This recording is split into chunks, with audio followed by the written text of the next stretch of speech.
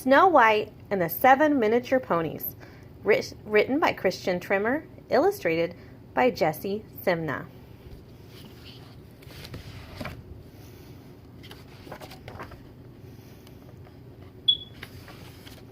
Once upon a time, there was a pony who had a coat as white as snow and a mane as black as ebony. As you can see, the combination was quite spectacular. Her name was Snow Pony. Children came far and wide to see Snow Pony. Not only was she pretty and sweet, but she was also exceptionally good at braiding hair and line dancing. All the children loved Snow Pony, and she loved them in return. That's not entirely true. She didn't particularly like this one. As long as we're being honest, Snow Pony did have a favorite. Charmaine lived in the house on the farm. Besides being gentle and kind, she had a lovely singing voice. Along with Charmaine's dog, Hunter. Don't be fooled by his name. The only thing Hunter hunted was belly rubs. Snow Pony and Charmaine would put on shows for the visiting children. To be fair, there was one animal who did not like Snow Pony.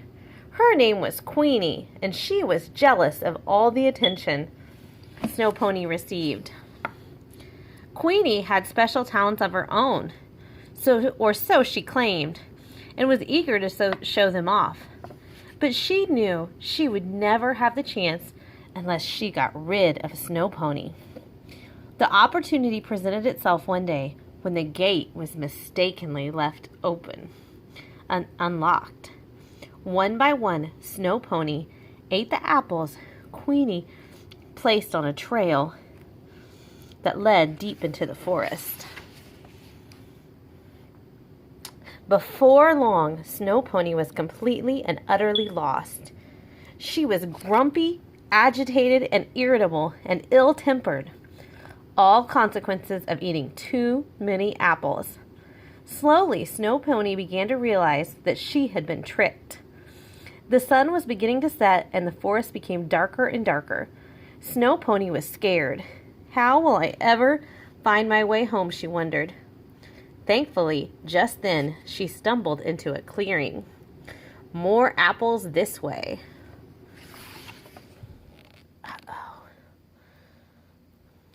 And found herself at the entrance of a stable of modest stature.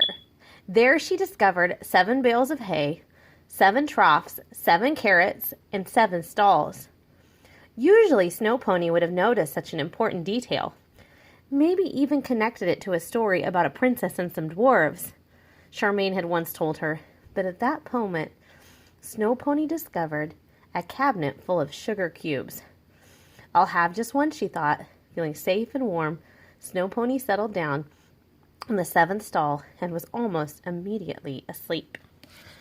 Crunch, Sage, Honey, Busy, Booker, Splash, and Sweetie. Not long after the owners of the stable returned home, they were 7 miniature ponies who, aside from being adorable, were also very observant. Someone has been nibbling at my hay. Someone has been drinking from my trough. Someone has taken a bite from my carrot. Someone has eaten 1, 2, 3, 77 sugar cubes. Someone has been sleeping in my stall. And she still is, and right on the top of my favorite blankie. The miniature ponies had never seen a pony so beautiful or large. They agreed to let her sleep. The next morning, Snow Pony awakened to the sight of 7 pairs of eyes watching her. "Oh my," she said. "Do not be alarmed," said the miniature ponies. "You are safe. Here, what is your name?" "Snow Pony," said Snow Pony. She told them on how she had ended up lost in the forest. That Queenie sounds like a piece of work, said one of the miniature ponies. You are welcome to stay as long as you want.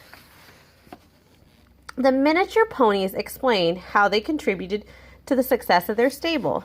I gather water. I take care of bees. I'm a tax attorney.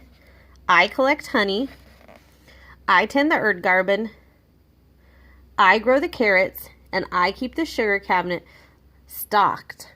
I've got my eyes on you. Snow Pony thought about her duties back on the farm and smiled. I can help too. Day after day, the miniature ponies left for their jobs. And night after night, they returned for evenings packed with dancing and braiding. The miniature ponies had never been happier. Snow Pony was happy to have so many new friends, but none of the miniature ponies could hit the high notes like Charmaine. Back at the Snow Pony stable, the children had never been less happy. Queenie had taken Snow Pony's place, and the kids found her talents a bit wanting. Intro to Scrapbooking with Queenie.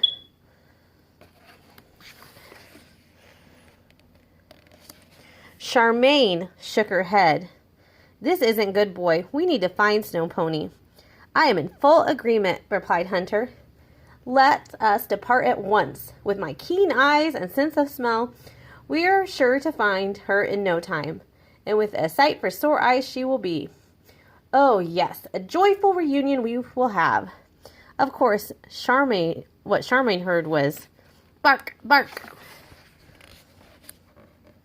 Still, she recognized something in the dog's eyes, so the two raced off into the forest, and at that very same moment, Snow Pony made a decision.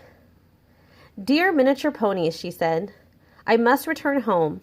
You have been wonderful friends, but I miss the children, especially Charmaine. The miniature ponies were devastated. Please don't go. You have brought so much joy into my house, said one. My mane has never looked better, cried another. I'm so close to learning the electric slide, shouted a third.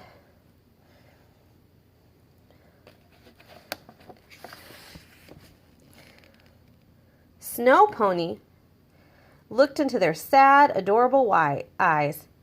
What if you came with me? There's plenty of room on the farm. Charmaine and I could work you into our act. The miniature ponies considered her very tempting offer. But what about our stable here? Asked the miniature pony, who was also the tax attorney. Well, replied Snow Pony, you could always use it as a weekend home, and maybe you could rent it for short periods of time to miniature ponies visiting the area who are looking for something more cozy than a hotel. I heard that's very popular these days. The tax attorney's eyes lit up. It's settled then. We will join Snow Pony on her return home. With that, Snow Pony and the 7 miniature ponies ventured into the thick forest. Branches grabbed at Snow Pony's mane, and briars snagged at her ankles. The miniature ponies, who had never traveled this far, were faring even worse. The group stopped to rest. I will run ahead to see what I can learn, offered the miniature pony who took care of the bees. Just a few minutes later, he came speeding back. We must hide. I've seen a hairless monster who walks on 2 legs and a slobbery beast with sharp fangs. Snow Pony and the miniature pony scrambled to get out of sight. Snow Pony's heart was pounding. The rustle of leaves and the snap of twigs announced the arrival of the monster and the beast. The beast began to bark, and the monster was singing. The sounds were terrifying and familiar. Wait a second, Snow Pony thought. She peeked out of her hiding spot. Could it be? It was her beloved Charmaine and Hunter. She raced to her friends, and the 3 of them embraced.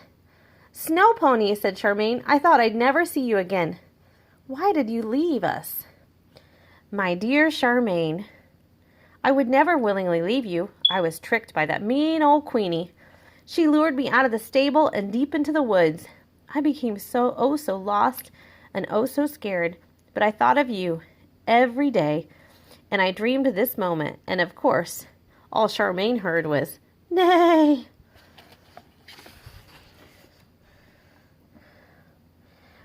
You can come out, Snow Pony called to her miniature ponies.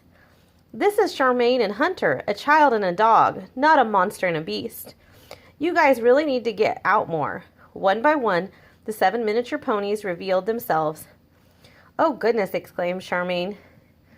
You've brought some friends.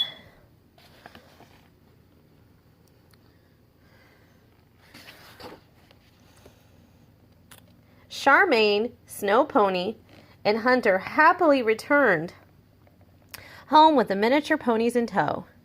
From that day forward, life on the farm was better and busier than ever. Charmaine came from even farther and wider to see the ponies with a coat as white as snow and a mane as black as ebony perform alongside her best friend and 7 miniature ponies. Snow Pony loved all the children just as they loved her. Well, you know, except this one. And what happened to Queenie, you ask? She was put to good use. Glue.